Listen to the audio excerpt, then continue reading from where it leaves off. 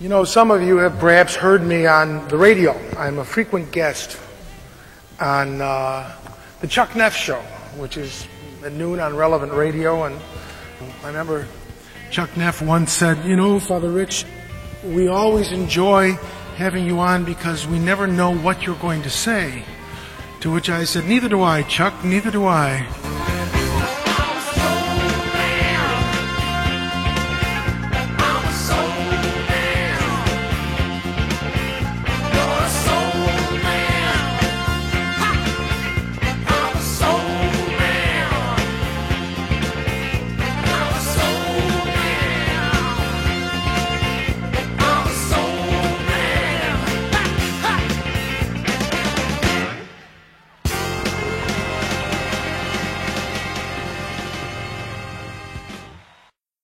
Here's the host of Searching the Word, Chuck Neff.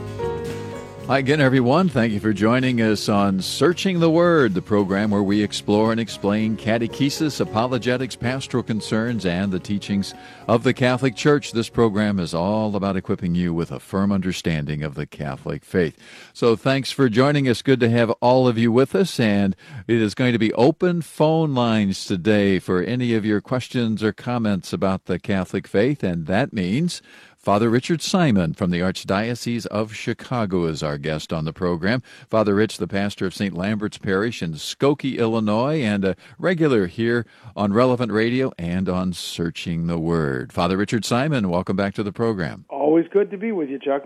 Always good to have you with us as well. And as I mentioned, we're going to have open phone lines today. I want to invite you and our listening audience today. You have any questions, any comments, any concerns about the Catholic faith?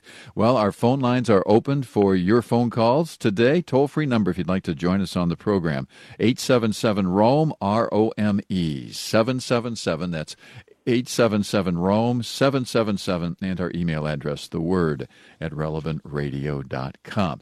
So, Father Rich, let's get started. Here we are Friday before Labor Day, and so we've got the Labor Day weekend, and I was looking this morning, the U.S. bishops have come out with their annual Labor Day message, and really calling all of us, all of the faithful, to use Catholic social teaching to guide us as we look ahead to November and casting our votes in November. And I thought maybe we could talk about that a little bit today. And, of course, this week, a lot of election news. Barack Obama accepting the nomination as president for the Democrats. John McCain naming a vice presidential nominee today. So lots going on, and really the election's going to be right in front of all of us. And so talk about that a little bit. Certainly in terms of the bishops talking about this, they talk about having an informed conscience as we move in to make these decisions about whom we're going to vote for. Give us an overview from your perspective in terms of how we can walk into November, cast a vote with an informed conscience in light of our faith. Oh, that's and you have an hour, so go ahead. I have an hour to hem and haw. I always remember the pastor of my childhood, Monsignor William J. O'Brien, who this was a solemn man. I can remember him smiling a couple times, but he took life very seriously, and he just railed against the movie Pinocchio from the pulpit. And I said, I think, Pinocchio, always let your conscience be your guide. He believed that was a disaster. He said that the conscience formed by revelation should be your guide.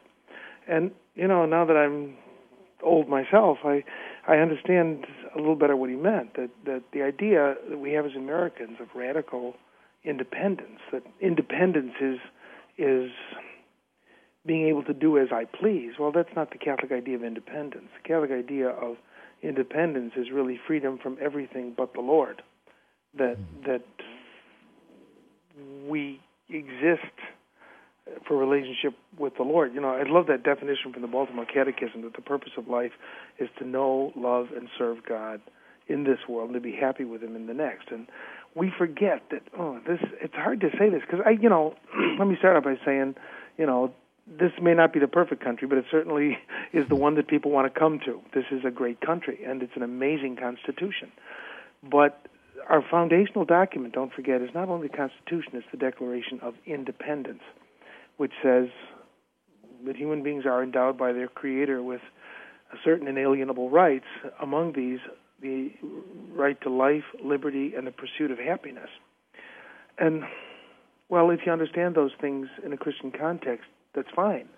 But the pursuit of happiness has become, I think, the overwhelming moral imperative of the country, that my purpose in life is to be happy.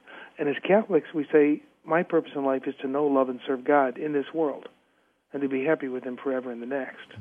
That I may be happy here, I may not be happy here. My purpose for being here is not happiness. That's incidental. And that just, you say that out loud, and people say, you're nuts. But that's what we believe as Catholics, that our purpose in life is to know, love, and serve God. To know Him, we come to love Him. And loving Him is to serve Him.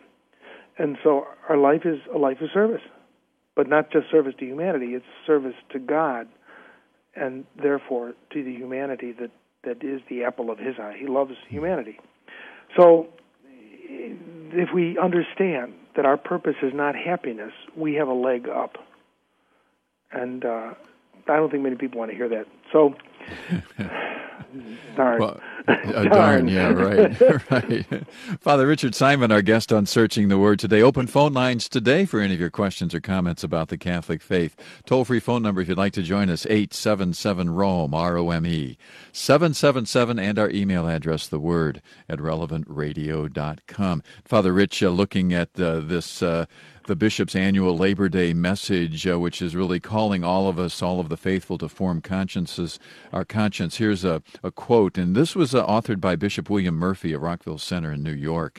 And this is a quote, and it really ties into exactly what you're saying here. He says, an informed conscience moves beyond personal feelings and individual popularity. An informed conscience asks first what is right and true. An informed conscience examines the candidates and the issues from the perspective of human life and dignity, the true good of every human person, the true good of society, the common good of us all in our nation and in this world.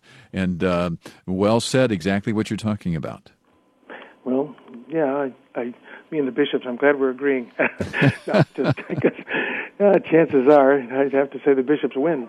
But how bold can I? You got your finger on the button, I always ask you. Right? Oh yeah, we are. Whenever you're on, it's always close by. Yes. Good. Yeah, I'm really worried about the coming election. Without saying who one should vote for, I mean, you're surrounded by people who for me, of course, abortion is a huge issue, and war is a huge issue too. I worry a great deal about the tendency we have to believe we can manage the world's problems in a military way. I don't know. History will bear that out, or history will. Unfortunately, the only way to know if you're right or wrong is to live long enough to see history, and I have a feling when we stand at the throne of glory, we're not going to be nearly as preoccupied about these things as we were while we were here. That said, I really worry about the residual racism that's being brought up on both sides of the divide.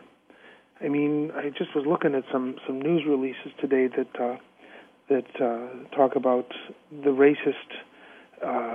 residual racism that would not vote for Barack Obama because he's African American. But on the other hand, there's the problem of, are there people who are voting for Barack Obama because he is African American?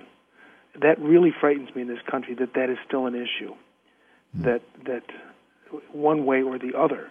And I would urge people who would worry about voting against Barack Obama because of racism, that they would worry that they might be voting for him because he's African American. To vote for someone because of his skin color is as racist as to vote against someone because of his skin color. And we really have to be honest with ourselves. Does John McCain's political vision, or assuming it looks like it's going to be the nominee of the Republican Party, or Barack Obama's position, these have nothing to do with skin color.